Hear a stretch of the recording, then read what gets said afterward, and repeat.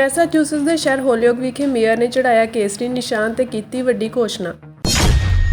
ਸ਼੍ਰੋਮਣੀ ਅਕਾਲੀ ਦਲ ਅੰਮ੍ਰਿਤਸਰ ਪ੍ਰਧਾਨ ਸਰਦਾਰ ਸਿਮਰਨਜੀਤ ਸਿੰਘ ਮਾਨ ਦਾ ਚੋਣਾਂ ਸੰਬੰਧੀ ਸਿੱਖ ਕੌਮ ਨੂੰ ਖਾਸ ਸੁਨੇਹਾ। 2024 ਦੀਆਂ ਲੋਕ ਸਭਾ ਚੋਣਾਂ ਵਿੱਚ 7 ਤਮਿਲ ਸਿੱਖ ਲੈਣ ਜਾ ਰਹੇ ਹਨ ਹਿੱਸਾ।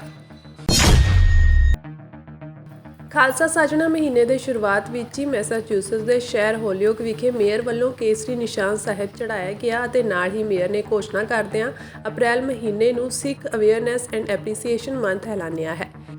ਦੱਸ ਦਈਏ ਕਿ ਇਸ ਮੌਕੇ ਮੇਅਰ ਵੱਲੋਂ ਘੋਸ਼ਣਾ ਪੱਤਰ ਦਿੱਤਾ ਗਿਆ ਜਿਸ ਵਿੱਚ ਲਿਖਿਆ ਗਿਆ ਹੈ ਕਿ ਸਿੱਖ ਕੌਮ ਨੇ ਅਮਰੀਕਾ ਦੀ ਖੁਸ਼ਹਾਲੀ ਵਿੱਚ ਵੱਡਾ ਯੋਗਦਾਨ ਪਾਇਆ ਹੈ।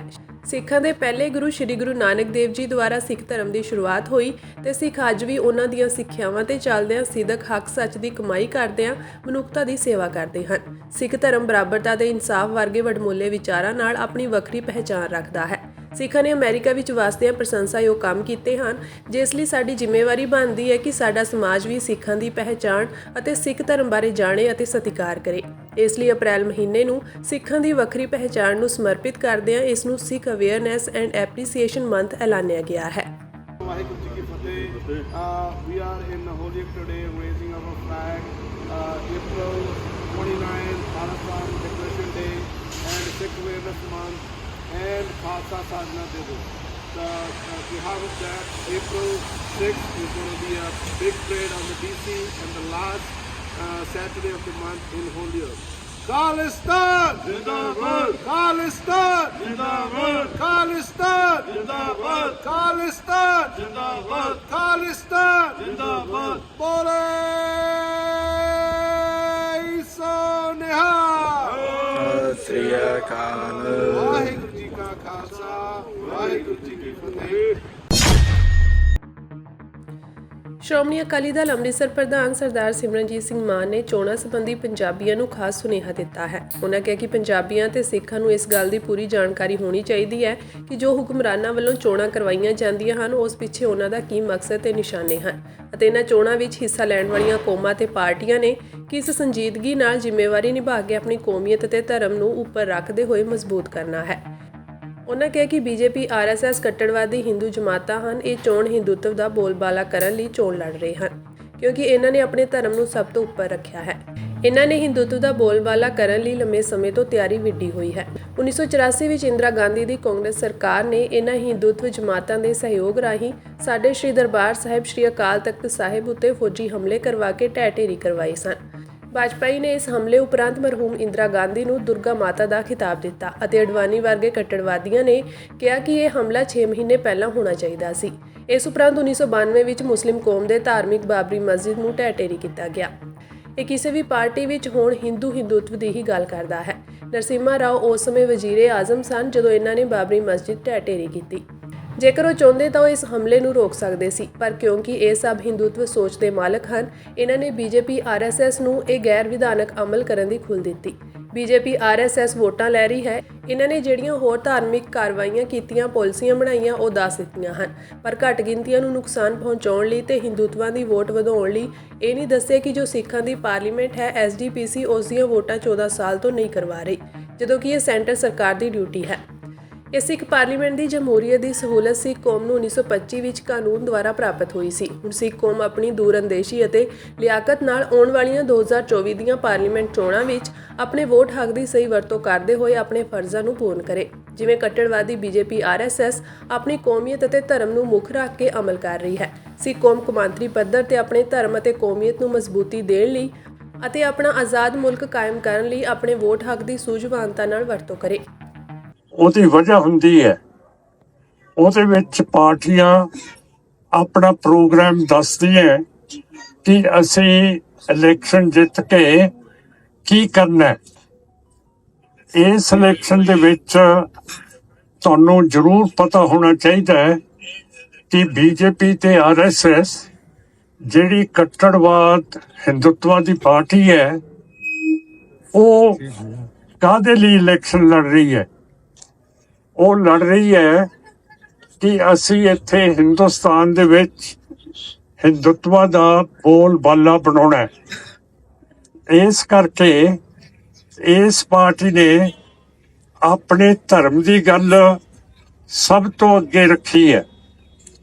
ਇਹਦਾ ਮਤਲਬ ਹੈ ਕਿ ਆਰਐਸਐਸ ਤੇ ਬੀਜੇਪੀ ਨੇ ਬੜੀ ਦੇਰ ਤੋਂ ਤਿਆਰੀਆਂ ਕੀਤੀਆਂ ਹੋਈਆਂ ਕਿ ਹਿੰਦੁਸਤਾਨ ਨੂੰ ਅਸੀਂ ਹਿੰਦੂ ਰਾਸ਼ਟਰ, ਹਿੰਦੂਆਂ ਦਾ ਮੁਲਕ ਬਣਾ ਕੇ ਛੱਡਣਾ ਹੈ, ਜਿਵੇਂ ਪਾਕਿਸਤਾਨ ਮੁਸਲਮਾਨਾਂ ਦਾ ਮੁਲਕ ਬਣਿਆ ਹੋਇਆ। ਇਹਦੀ ਤਿਆਰੀ 1984 ਦੇ ਵਿੱਚ ਕਰਤੀ ਸੀ, ਜਦੋਂ ਇੰਦਰਾ ਗਾਂਧੀ, ਕਾਂਗਰਸ ਨੇ ਤੇ ਬੀਜੇਪੀ ਨੇ ਸਾਥ ਦਿੱਤਾ ਸੀਗਾ, LK ਅਡਵਾਨੀ ਨੇ, ਸਾਰਿਆਂ ਨੇ, ਕਿ ਬੀਬੀ ਇੰਦਰਾ ਗਾਂਧੀ ਨੇ ਬਹੁਤ ਅੱਛਾ ਕੀਤਾ। ਇਹ ਸਾਡੀ ਦੁਰਗਾ ਮਾਤਾ ਹੈ ਜਿਸ ਨੇ ਦਰਬਾਰ ਸਾਹਿਬ ਦੇ ਉੱਤੇ ਫੌਜੀ ਹਮਲੇ ਕੀਤੇ ਹੈ।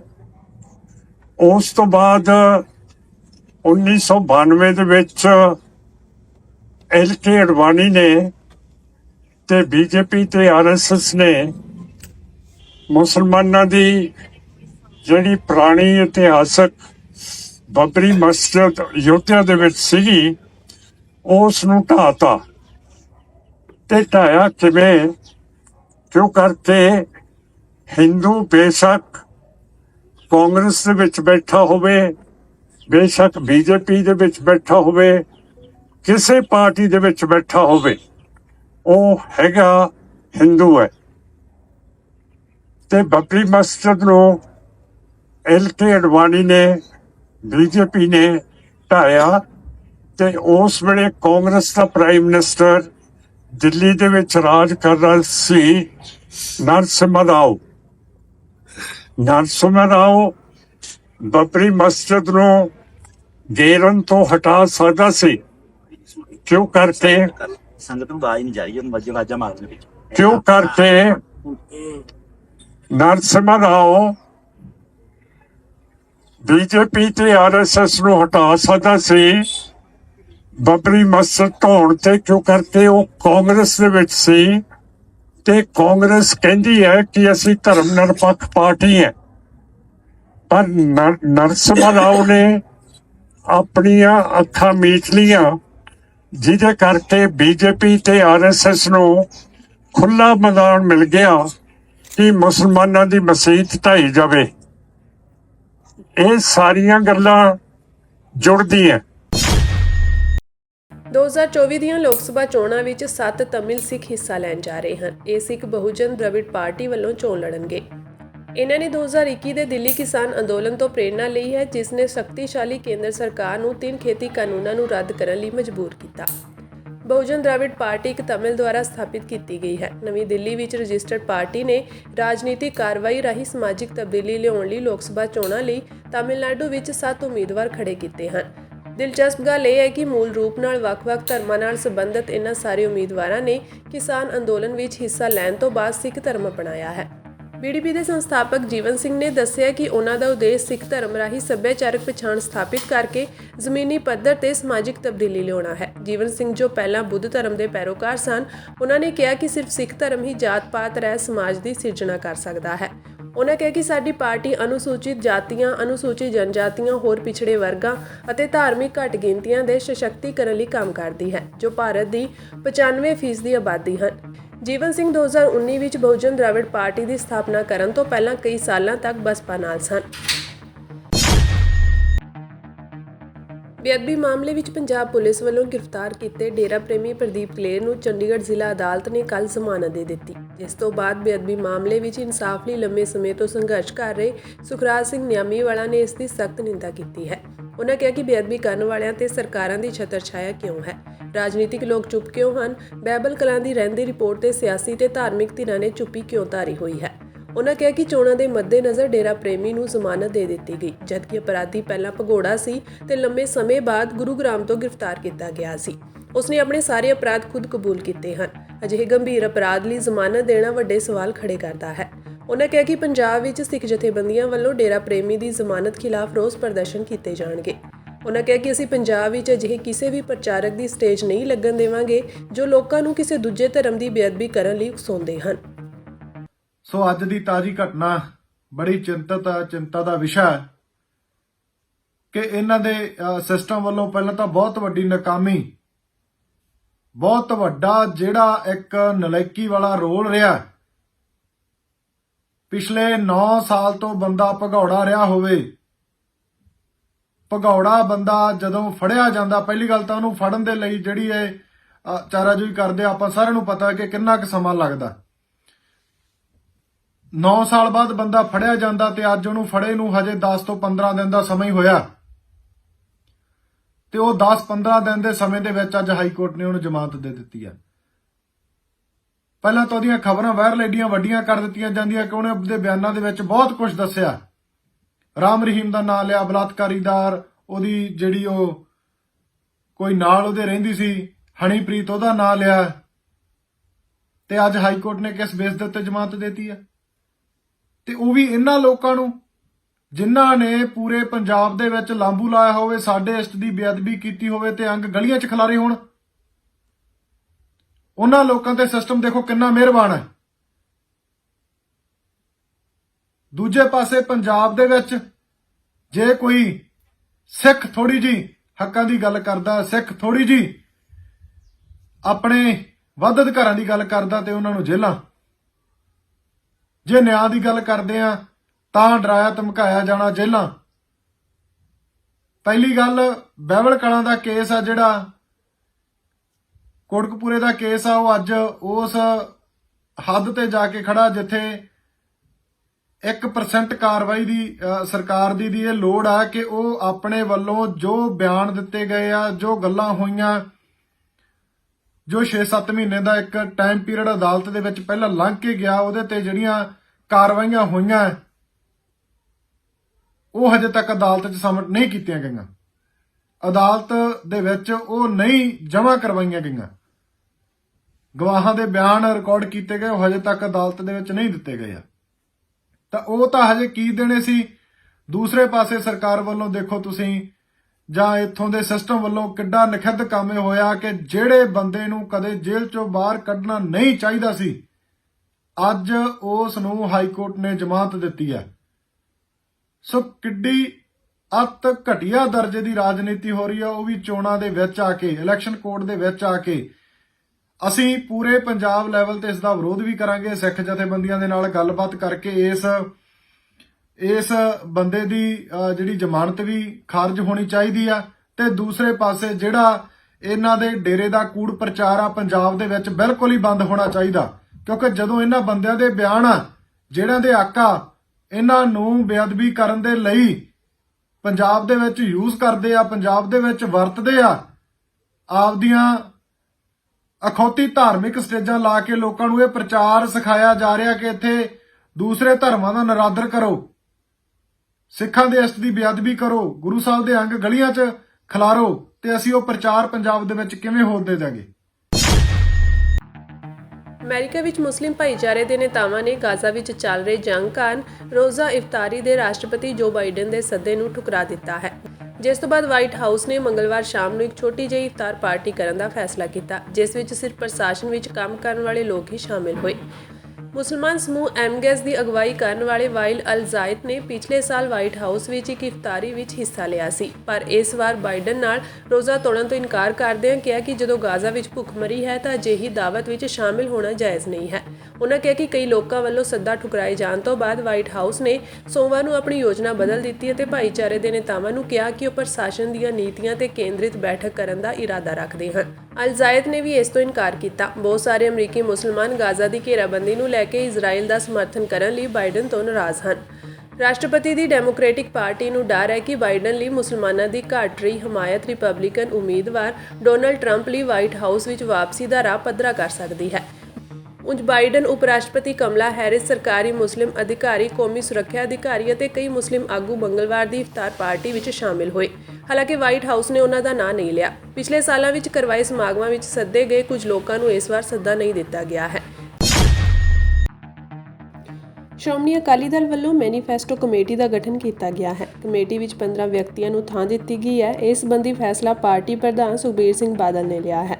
ਪਾਰਟੀ ਦੇ ਸੀਨੀਅਰ ਆਗੂ ਬਲਵਿੰਦਰ ਸਿੰਘ ਭੁੰਦੜ ਨੂੰ ਕਮੇਟੀ ਦਾ ਚੇਅਰਮੈਨ ਬਣਾਇਆ ਗਿਆ ਹੈ। ਡਾਕਟਰ ਦਲਜੀਤ ਸਿੰਘ ਚੀਮਾ ਕਮੇਟੀ ਦੇ ਮੈਂਬਰ ਸਕੱਤਰ ਹੋਣਗੇ। ਇਸ ਦੇ ਨਾਲ ਹੀ ਕਮੇਟੀ ਵਿੱਚ 6 ਵਿਸ਼ੇਸ਼ ਮੈਂਬਰ ਸ਼ਾਮਲ ਕੀਤੇ ਗਏ ਹਨ। ਇਹ ਜਾਣਕਾਰੀ ਡਾਕਟਰ ਦਲਜੀਤ ਸਿੰਘ ਚੀਮਾ ਨੇ ਆਪਣੇ ਸੋਸ਼ਲ ਮੀਡੀਆ ਤੇ ਪੋਸਟ ਕਰਕੇ ਦਿੱਤੀ ਹੈ। ਭਾਜਪਾ ਨਾਲ ਗੱਠਜੋੜ ਦੀਆਂ ਗੱਲਾਂ ਟੁੱਟਣ ਤੋਂ ਬਾਅਦ ਸ਼੍ਰੋਮਣੀ ਅਕਾਲੀ ਦਲ ਇਸ ਵਾਰ ਇਕੱਲਿਆਂ ਹੀ ਚੋਣਾਂ ਲੜੇਗਾ। ਪਾਰਟੀ ਪ੍ਰਧਾਨ ਸੁਖਬੀਰ ਬਾਦਲ ਨੇ ਉਮੀਦਵਾਰ ਤੈਅ ਕਰਨ ਅਤੇ ਚੋਣ ਲੜਨ ਦੀ ਰਣਨੀਤੀ ਬਣਾਉਣ ਲਈ ਚੰਡੀਗੜ੍ਹ ਵਿੱਚ 2 ਦਿਨ ਪਾਰਟੀ ਆਗੂਆਂ ਨਾਲ ਮੀਟਿੰਗ ਕੀਤੀ। ਮੀਟਿੰਗ ਵਿੱਚ ਸਮੂਹ ਪਾਰਟੀ ਆਗੂ, ਸ਼੍ਰੋਮਣੀ ਕਮੇਟੀ ਮੈਂਬਰ, ਹਲਕਾ ਇੰਚਾਰਜ ਤੇ ਪ੍ਰਧਾਨ ਹਾਜ਼ਰ ਸਨ। ਉਮੀਦ ਹੈ ਕਿ ਅਕਾਲੀ ਦਲ ਇਸ ਹਫ਼ਤੇ ਆਪਣੇ ਉਮੀਦਵਾਰਾਂ ਦੀ ਪਹਿਲੀ ਸੂਚੀ ਜਾਰੀ ਕਰ ਸਕਦਾ ਹੈ।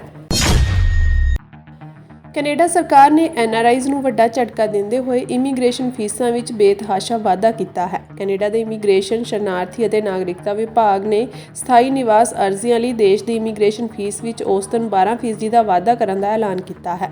ਕੈਨੇਡੀਅਨ ਸਰਕਾਰ ਨੇ ਕਿਹਾ ਹੈ ਕਿ ਇਹ ਨਿਯਮ 30 ਅਪ੍ਰੈਲ ਤੋਂ ਲਾਗੂ ਹੋਣਗੇ। ਤੁਹਾਨੂੰ ਦੱਸ ਦਈਏ ਕਿ IRCC ਹਰ 2 ਸਾਲ ਬਾਅਦ ਫੀਸ ਵਿੱਚ ਤਬਦੀਲੀ ਕਰਦੀ ਹੈ ਅਤੇ ਆਖਰੀ ਵਾਧਾ ਅਪ੍ਰੈਲ 2022 ਵਿੱਚ ਕੀਤਾ ਗਿਆ ਸੀ। ਹਾਲਾਂਕਿ ਉਦੋਂ ਇਹ ਸਿਰਫ 3% ਸੀ। ਨਵੀਆਂ ਦਰਾਂ ਦੇ ਅਨੁਸਾਰ ਦੇਸ਼ ਵਿੱਚ ਐਕਸਪ੍ਰੈਸ ਐਂਟਰੀ ਦੀ ਮੰਗ ਕਰਨ ਵਾਲਿਆਂ ਨੂੰ $575 ਦੀ ਫੀਸ ਤੋਂ ਇਲਾਵਾ ਸਥਾਈ ਨਿਵਾਸ ਫੀਸ ਵਜੋਂ $950 ਦਾ ਭੁਗਤਾਨ ਕਰਨਾ ਪਏਗਾ। ਨਵੇਂ ਹੁਕਮ ਅਨੁਸਾਰ ਆਸ਼ਰਿਤ ਵਿਦਿਆਰਥੀਆਂ ਅਤੇ ਆਸ਼ਰਿਤਾਂ ਨੂੰ ਛੱਡ ਕੇ ਸਾਰੇ ਸਥਾਈ ਨਿਵਾਸ ਬਿਨੈਕਾਰਾਂ ਨੂੰ ਸਥਾਈ ਨਿਵਾਸ ਫੀਸ ਦਾ ਭੁਗਤਾਨ ਕਰਨ ਤੋਂ ਛੋਟ ਦਿੱਤੀ ਗਈ ਹੈ। ਕੁਝ ਸ਼ਰਤਾਂ ਨੂੰ ਮਨੁੱਖੀ ਅਤੇ ਹਮਦਰਦੀ ਅਤੇ ਜਨਤਕ ਨੀਤੀ ਸ਼੍ਰੇਣੀ ਵਿੱਚ ਰੱਖਿਆ ਗਿਆ ਹੈ। ਮਨੁੱਖਤਾਵਾਦੀ ਅਤੇ ਹਮਦਰਦੀ ਅਤੇ ਜਨਤਕ ਨੀਤੀ ਸ਼੍ਰੇਣੀਆਂ ਦੇ ਪ੍ਰਮੁੱਖ ਬਿਨੈਕਾਰਾਂ ਨੂੰ ਕੁਝ ਸ਼ਰਤਾਂ ਦੇ ਅਧੀਨ ਸਥਾਈ ਨਿਵਾਸ ਫੀਸ ਦਾ ਭੁਗਤਾਨ ਕਰਨ ਤੋਂ ਛੋਟ ਦਿੱਤੀ ਗਈ ਹੈ। ਪਰਮਿਟ ਧਾਰਕ ਸ਼੍ਰੇਣੀ ਵਿੱਚ ਪਰਿਵਾਰਕ ਮੈਂਬਰਾਂ ਨੂੰ ਉਹਨਾਂ ਦੀ ਸਥਾਈ ਨਿਵਾਸ ਅਰਜ਼ੀ ਵਿੱਚ ਸ਼ਾਮਲ ਨਹੀਂ ਕੀਤਾ ਜਾ ਸਕਦਾ। ਇਹਨਾਂ ਵਿਅਕਤੀਆਂ ਨੂੰ ਮੁੱਖ ਬਿਨੈਕਾਰ ਵਜੋਂ ਆਪਣੀਆਂ ਅਰਜ਼ੀਆਂ ਜਮ੍ਹਾਂ ਕਰਵਾਉਣੀਆਂ ਪੈਣਗੀਆਂ। ਹਰਿਆਣਾ ਪੰਜਾਬ ਦੇ ਸ਼ੰਭੂ ਅਤੇ ਖਨੌਰੀ ਬਾਰਡਰ ਤੇ ਪਿਛਲੇ ਕਈ ਦਿਨਾਂ ਤੋਂ ਸ਼ਾਂਤਮਈ ਢੰਗ ਨਾਲ ਪ੍ਰਦਰਸ਼ਨ ਕਰ ਰਹੇ ਕਿਸਾਨ water cannon boy Navdeep Singh Jalbera ਦੀ ਗ੍ਰਿਫਤਾਰੀ ਤੋਂ ਬਾਅਦ ਵੱਡਾ ਕਦਮ ਚੁੱਕਣ ਜਾ ਰਹੇ ਹਨ। ਸੰਯੁਕਤ ਕਿਸਾਨ ਮੋਰਚਾ ਤੇ ਕਿਸਾਨ ਮਜ਼ਦੂਰ ਮੋਰਚਾ ਨੇ 7 ਅਪ੍ਰੈਲ ਨੂੰ ਦੇਸ਼ ਭਰ ਵਿੱਚ ਕੇਂਦਰ ਸਰਕਾਰ ਦਾ ਪੁਤਲਾ ਫੂਕਣ ਦਾ ਐਲਾਨ ਕੀਤਾ ਹੈ। ਇਸ ਦੇ ਨਾਲ ਹੀ 9 ਅਪ੍ਰੈਲ ਨੂੰ ਸ਼ੰਭੂ ਸਰਹੱਦ ਨੇੜੇ ਰੇਲਵੇ ਟਰੈਕ ਨੂੰ ਅਣਮਿੱਥੇ ਸਮੇਂ ਲਈ ਜਾਮ ਕਰਨ ਦੀ ਚੇਤਾਵਨੀ ਦਿੱਤੀ ਗਈ ਹੈ, ਜਿਸ ਕਾਰਨ ਦਿੱਲੀ ਤੋਂ ਪੰਜਾਬ ਜਾਣ ਵਾਲੀਆਂ ਕਈ ਟ੍ਰੇਨਾਂ ਪ੍ਰਭਾਵਿਤ ਹੋਣਗੀਆਂ। ਇਸ ਸੰਬੰਧ ਵਿੱਚ ਕਿਸਾਨ ਜਥੇਬੰਦੀਆਂ ਦੀ ਇੱਕ ਮੀਟਿੰਗ ਹੋਈ, ਜਿਸ ਵਿੱਚ ਭਵਿੱਖ ਦੀ ਰਣਨੀਤੀ ਉਲੀਕੀ ਗਈ। ਦੂਜੇ ਪਾਸੇ ਨੌਜਵਾਨ ਕਿਸਾਨ ਆਗੂ ਨਵਦੀਪ ਸਿੰਘ ਜਲਬੇੜਾ ਦੇ ਪਿਤਾ ਜੈ ਸਿੰਘ ਜਲਬੇੜਾ ਨੇ ਕਿਹਾ ਕਿ ਉਹ ਨਵਦੀਪ ਦੀ ਜ਼ਮਾਨਤ ਨਹੀਂ ਕਰਵਾਉਣਗੇ, ਭਾਵੇਂ ਸਾਰੀ ਉਮਰ ਜੇਲ੍ਹ ਵਿੱਚ ਹੀ ਰਹਿਣਾ ਪਵੇ। ਜੇਕਰ ਰਿਹਾ ਕਰਵਾਉਣਾ ਹੈ ਤਾਂ ਬਿਨਾਂ ਜ਼ਮਾਨਤ ਦੇ ਰਿਹਾ ਕਰਵਾਉਣਾ ਹੈ। ਸਰਕਾਰ ਨੂੰ ਸੋਚਣਾ ਚਾਹੀਦਾ ਹੈ ਕਿ ਨਵਦੀਪ ਨੂੰ ਕਦੋਂ ਤੱਕ ਜੇਲ੍ਹ ਵਿੱਚ ਰੱਖਣਾ ਹੈ। ਵਿਦੇਸ਼ਾਂ ਤੋਂ ਫੰਡਿੰਗ ਦੇ ਮਾਮਲੇ ਵਿੱਚ ਜੈ ਸਿੰਘ ਨੇ ਕਿਹਾ ਕਿ ਜਿੱਥੋਂ ਤੱਕ ਫੰਡਿੰਗ ਦਾ ਸਵਾਲ ਹੈ, ਨਵਦੀਪ 40 ਕਿੱਲਿਆਂ ਦਾ ਮਾਲਕ ਹੈ। ਜੇਕਰ ਕਿਸੇ ਨੂੰ ਕੋਈ ਭੁਲੇਖਾ ਹੋਵੇ ਤਾਂ 1 ਕਿੱਲੇ ਦੀ ਕੀਮਤ 1 ਕਰੋੜ ਰੁਪਏ ਹੈ। ਜੈ ਸਿੰਘ ਨੇ ਕਿਹਾ ਕਿ ਉਹਨਾਂ ਨੂੰ ਨਾ ਤਾਂ ਕਿਸੇ ਤੋਂ ਫੰਡ ਮਿਲਿਆ ਹੈ ਅਤੇ ਨਾ ਹੀ ਲੈਣਗੇ। ਉਹਨਾਂ ਕਿਹਾ ਕਿ ਸਾਡੇ ਖਾਤੇ ਵਿੱਚ ਨਾ ਤਾਂ ਕਦੇ 1 ਰੁਪਿਆ ਵੀ ਆਇਆ ਹੈ ਅਤੇ ਨਾ ਹੀ ਕਦੇ ਆਵੇਗਾ। ਉਹਨਾਂ ਕਿਹਾ ਕਿ ਨਵਦੀਪ ਨੇ ਪਤਾ ਨਹੀਂ ਅਜਿਹਾ ਕਿਹੜਾ ਅਪਰਾਧ ਕੀਤਾ ਹੈ ਕਿ ਪੁਲਿਸ ਨੇ ਉਸ ਦਾ 3 ਦਿਨ ਦਾ ਰਿਮਾਂਡ ਲੈ ਲਿਆ ਹੈ। ਉਹਨਾਂ ਕਿਹਾ ਕਿ ਜੇਕਰ ਨਵਦੀਪ ਦੋਸ਼ੀ ਹੈ ਤਾਂ ਸਖਤ ਤੋਂ ਸਖਤ ਸਜ਼ਾ ਦਿਓ ਤੇ ਜੇਕਰ ਸਰਕਾਰ ਝੂਠੀ ਨਿਕਲੀ ਤਾਂ ਸਰਕਾਰ ਖਿਲਾਫ ਵੀ ਉਹੀ ਕਾਰਵਾਈ ਹੋਣੀ ਚਾਹੀਦੀ ਹੈ ਜੋ ਆਮ ਲੋਕਾਂ ਖਿਲਾਫ ਕੀਤੀ ਜਾਂਦੀ ਹੈ। ਜਲਬੇੜਾ ਨੇ ਕਿਹਾ ਕਿ ਝੂਠ ਦੇ ਕਦੇ ਵੀ ਪੈਰ ਨਹੀਂ ਹੁੰਦੇ। ਸੰਯੁਕਤ ਕਿਸਾਨ ਮੋਰਚਾ, ਗੈਰ ਸਿਆਸੀ ਅਤੇ ਕਿਸਾਨ ਮਜ਼ਦੂਰ ਮੋਰਚਾ ਦੇ ਸੱਦੇ ਤੇ 13 ਫਰਵਰੀ ਤੋਂ ਕਿਸਾਨ ਅੰਦੋਲਨ ਚੱਲ ਰਿਹਾ ਹੈ। ਪੁਲਿਸ ਨੇ ਕਈ ਕਿਸਾਨ ਆਗੂਆਂ ਨੂੰ ਗ੍ਰਿਫਤਾਰ ਵੀ ਕੀਤਾ ਹੈ। ਕਿਸਾਨਾਂ ਦਾ ਕਹਿਣਾ ਹੈ ਕਿ 10 ਫਰਵਰੀ ਤੋਂ ਲੈ ਕੇ ਹੁਣ ਤੱਕ ਹਰਿਆਣਾ ਵਿੱਚ ਪੁਲਿਸ ਵੱਲੋਂ ਸੈਂਕੜੇ ਕਿਸਾਨਾਂ ਨੂੰ ਗ੍ਰਿਫਤਾਰ ਕੀਤਾ ਜਾ ਚੁੱਕਿਆ ਹੈ। ਇਹਨਾਂ ਵਿੱਚੋਂ 5 ਕਿਸਾਨ ਆਗੂ ਅਜੇ ਵੀ ਜੇਲ੍ਹ ਵਿੱਚ ਹਨ। ਲੰਮੇ ਮਾਰਚ ਕੱਢਾਂਗੇ, ਜਾਗਰਤੀ ਹੋਣਗੇ ਮੁੱਦੇ ਨੂੰ ਉਭਾਰਨ ਵਾਸਤੇ ਵੀ ਆਹ ਪੂਰੇ ਦੇਸ਼ ਵਿੱਚ ਹੋ ਰਿਹਾ। ਹੁਣ ਦੇਖੋ, ਪੰਜਾਬ ਹਰਿਆਣੇ 'ਚ ਮੰਡੀ ਆ, ਬਾਕੀ ਤਾਂ ਮੰਡੀ ਨਹੀਂ ਹੈਗੀ। ਉੱਥੇ ਤਾਂ ਮੰਡੀ ਨਹੀਂ ਹੈਗੀ, ਗੱਲ ਤਾਂ ਜਾਊ। ਉਦੋਂ ਕਾਂ ਮੋਦੀ ਸਰਕਾਰ ਦੀਆਂ ਅਰਥੀਆਂ ਸਾੜੀਆਂ ਜਾਣੀਆਂ। ਇਹਦੇ ਨਾਲ ਪੰਜਾਬ ਦੇ ਵਿੱਚ ਭਗਵੰਤ ਮਾਨ ਸਰਕਾਰ ਦੀ ਅਰਥੀ ਸੜੂਗੀ, ਕਿਉਂਕਿ ਇੱਥੇ ਭਗਵੰਤ ਮਾਨ ਜੀ ਕਰ ਰਹੇ ਆ। ਹਰਿਆਣੇ ਦੇ ਵਿੱਚ ਜਿਹੜਾ ਪ੍ਰੋਗਰਾਮ ਹੋਊਗਾ, ਕਿਉਂਕਿ ਗ੍ਰਿਫਤਾਰੀਆਂ ਇਸ ਵੇਲੇ ਸੈਣੀ ਸਰਕਾਰ ਹੈ ਵਿੱਚ ਵਿਦ ਭਾਜਪਾ, ਅਤੇ ਉਹਦਾ ਵੀ ਉਹਦੇ ਵਿੱਚ ਯੋਗਦਾਨ, ਉਹ ਵੀ ਅਰਥੀਆਂ ਨਾਲ ਅਸੀਂ ਮਿਕਸ ਕਰਕੇ ਸਾੜਾਂਗੇ। ਇਹ ਦੋਵਾਂ ਸਟੇਟਾਂ ਵਿੱਚ ਅੱਡ ਹੋਊਗਾ। ਇੱਥੇ ਮੋਦੀ ਸਰਕਾਰ ਦੇ ਨਾਲ ਭਗਵੰਤ ਮਾਨ ਸਰਕਾਰ ਦੀ ਅਰਥੀ ਸਾੜਾਂਗੇ, ਕਿਉਂਕਿ ਫੈਸਲਾ ਇਹਨਾਂ ਦਾ ਹੈਗਾ।